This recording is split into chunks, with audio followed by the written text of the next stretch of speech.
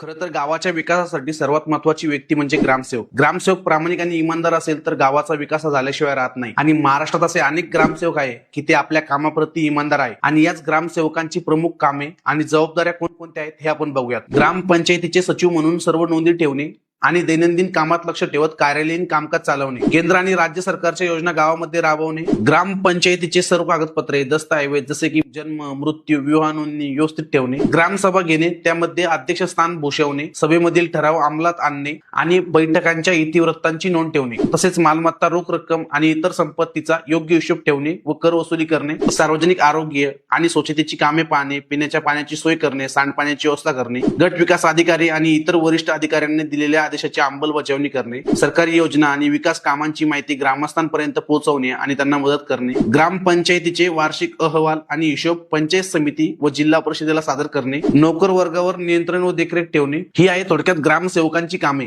पण ही कामे करण्यात ग्रामसेवकांनी कसूर केली तर महाराष्ट्र जिल्हा परिषद जिल्हा सेवा शिस्त अपील नियम 1964 नुसार ग्रामसेवकावर कारवाई केली जाते. आता ही कारवाई कशी